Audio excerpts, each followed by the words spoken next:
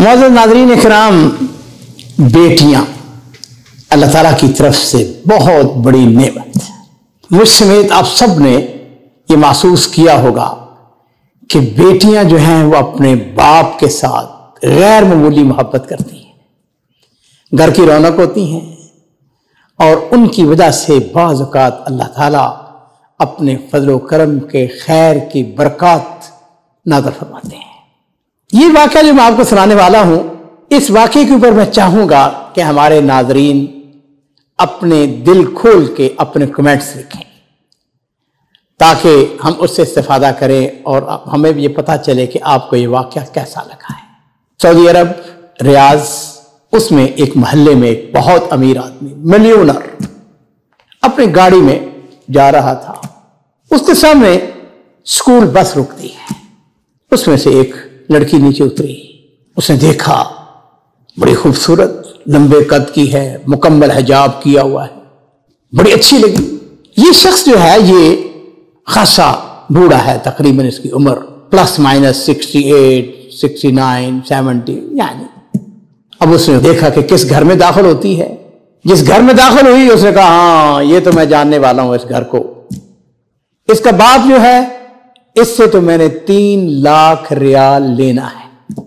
ये जो अमीर आदमी है उसने लड़की के बारे में पता करवाया, कितनी उम्र है, क्या नाम है उसका वगैरह। उसके महल्लेदार थे को उसने उसके बाप को फोन किया, लड़की के वालिद को। अस्सलाम वालेकुम। वालेकुम सलाम। उसने कहा, भाई वो तुम्हें पता है कि तुमने वो मेरा 3 लाख रियाल देना है, वो कब दोगे? उसने कहा, भाई सीधी बात यह है कि मेरे पास पैसे नहीं है और मेरे हालात अच्छे नहीं हैं, मुझे कुछ मोहलत दे दो। उसने कहा, कोई बात नहीं, मैं मोहलत दे देता हूं तुम्हें। कितनी मोहलत चाहिए? उसने जितनी मोहलत मांगी, महीना, 2 महीने, 4 महीने, उसने कहा कोई हर्ज नहीं है। जब ये गुफ्तगू खत्म हो गई तो उसने कहा, देखो बात सुनो यार, बात यह है कि मैंने तुम्हारी बेटी उसके बारे में पता करवाया है, तुम्हारे घर में तुम्हारी फलां नाम की बेटी है, मैं उसका रिश्ता लेना चाहता हूं। उसने उससे पूछा कि किसके लिए रिश्ता मांग रहे हो? उसने कहा, मैं रिश्ता अपने लिए मांग रहा हूं।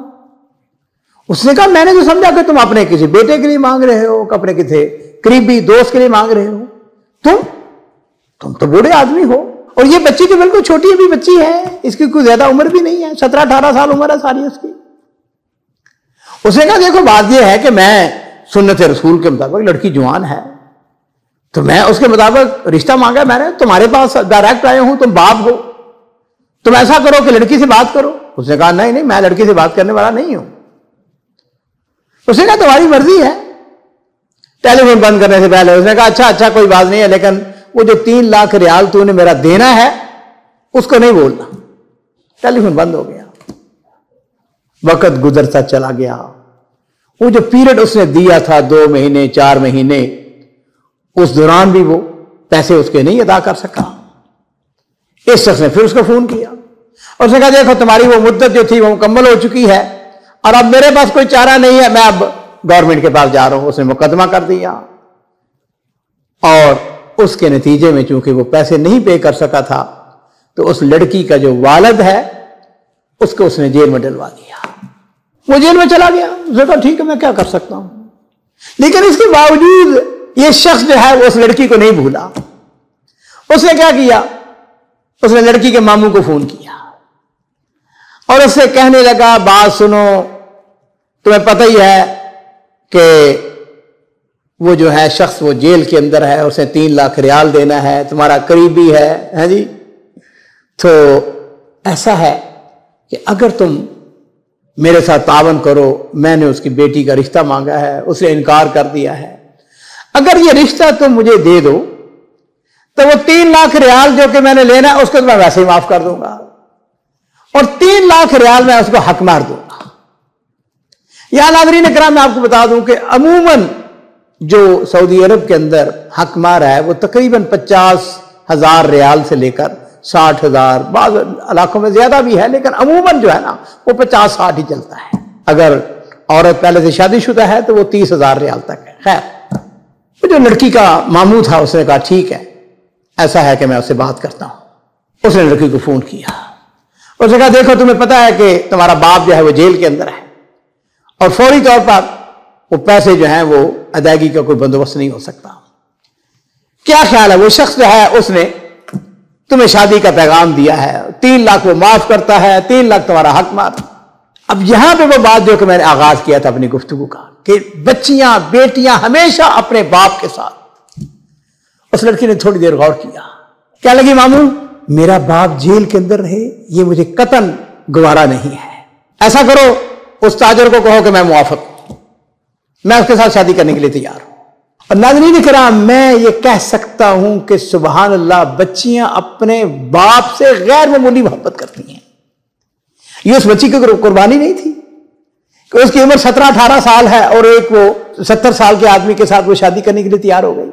और नाज़रीन इकराम, फिर ये होता है कि जेल के अंदर 2 दख्शत हो रहे हैं। एक बहसीयत उस लड़की का, चूंकि वालिद था, उसकी इजाजत जरूरी थी, उसने उसके ऊपर अकद के ऊपर साइन किए। और दूसरा जो है वो उसने 3 लाख उसको माफ कर दिया और वो जेल से बाहर आ गया।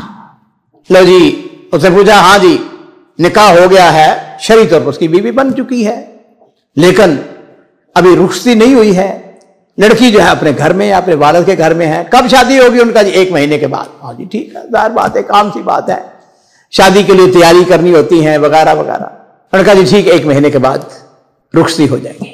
अब नाज़रीन इकराम, अगली बात जो है वो सुनने वाली है, और वो ये है कि ये जो ताजर था, इसका रियाज से बाहर कोई 100, 150, 200 किलोमीटर दूर उसका प्रोजेक्ट था, बहुत बड़ा, वो चल रहा था।